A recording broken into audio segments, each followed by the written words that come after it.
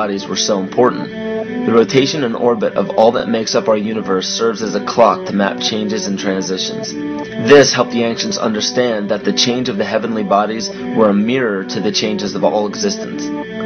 December 21st, 2012 is simply a natural transition from one form of energy to the next, the transcendental evolution of man.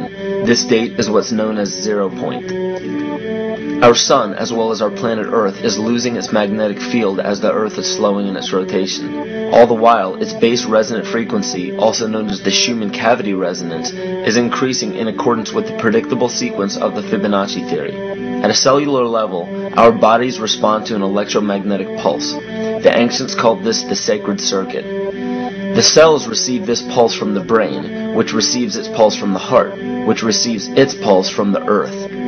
This pulse comes from the solar system, which from there comes from the galaxy, which ultimately comes from our entire universe. We literally share a pulse with all of existence. Yet another example of everything being one.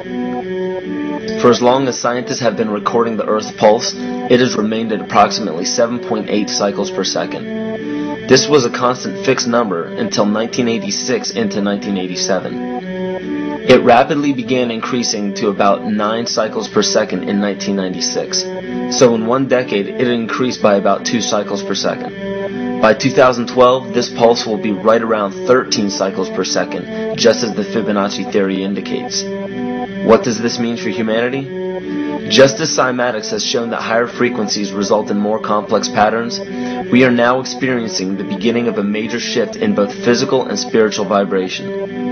It's difficult to understand what exactly will happen to our physical bodies, but ancient scriptures, pagan and monotheistic religions, mystery schools, and secret fraternal orders have all given indications as to what this experience will be like.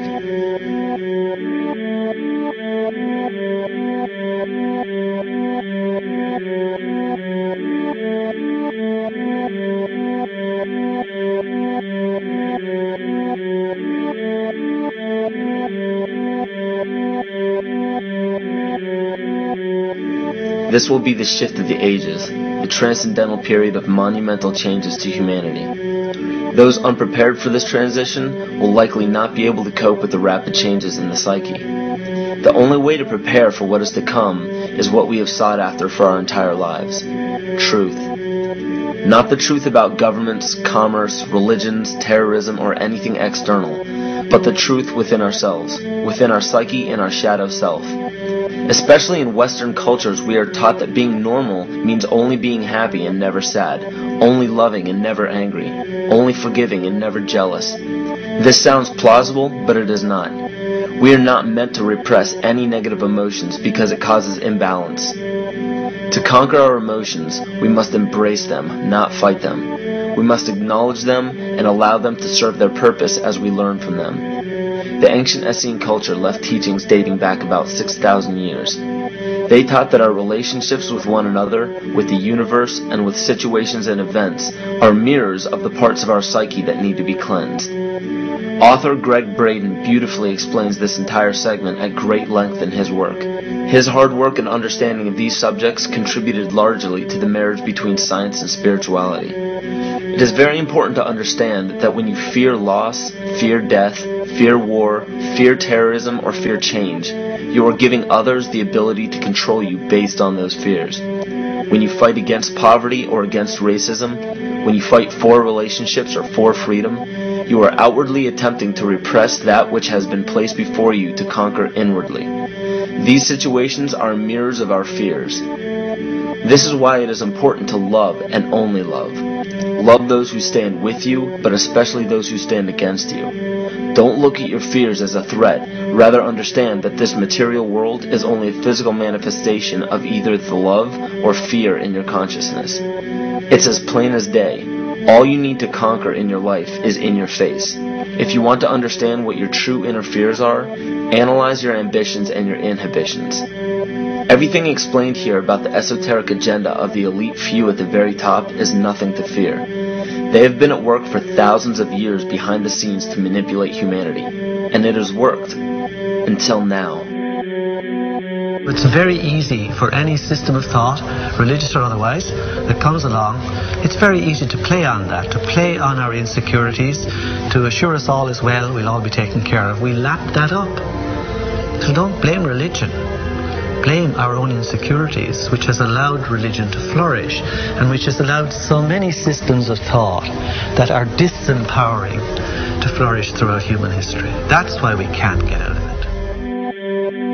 Ron Sankley, Department Chairman, Chemistry, University of California, Berkeley, showed that DNA acts as an antenna for cellular upregulation.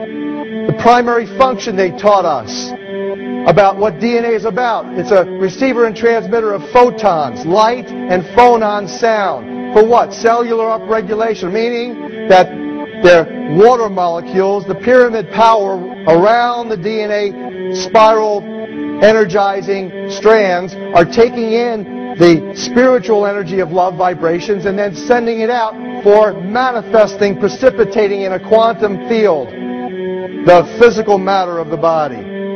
These are hertz, frequencies, or cycles per second that the musicians can retune their instruments to play and experiment with. Why? Again, these are the Creator's musical scale, the original solfeggio, buried for 3,000 years in the Bible.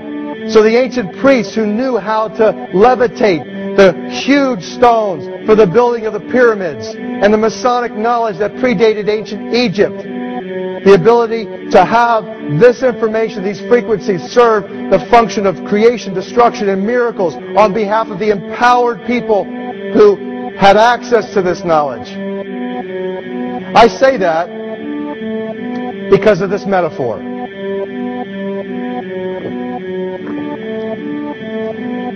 This is the difference between the power of our Creator and anything else, particularly evil. That you can go into a pitch black room full of evil, full of darkness, and light a little candle, and instantly that darkness flees. But you can't do the opposite. You can't go into a well-lit room full of truth and wisdom and righteousness and joy and health and harmony with the universal power. You can't take any amount of darkness and go into that well-lit room and have any effect whatsoever. That is the metaphor which I frequently think of when I think that I'm not empowered. It is the greatest lesson for me, and I think for everybody else, to know that we're on the winning side and that we win in the end. As you are watching this, understand that it is not a fight to be fought. It is not a war to be waged. No gun rights have to be exercised. Not a finger has to be lifted. Most people wonder how one person can make a difference. They ask that if all this is so simple and this information is available, why hasn't someone else conquered their fears and changed the world for everyone else? This is the most difficult and beautiful conundrum to our lives. Your reality affects you and only you. Your curiosity has led you to this genre of information to serve a very specific purpose in your life. To understand visually how the universe is truly a hologram, a math professor at Yale University developed a formula that is plugged into a computer program. Named after him, the Mandelbrot set shows a seemingly disorganized pattern.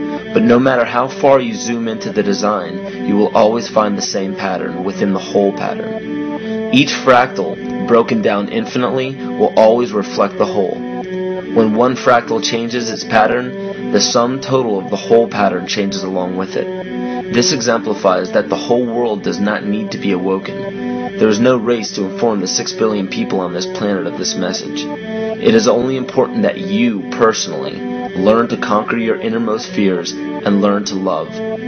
When you see your fears for what they are and master your emotions, then, and only then, will you truly be free.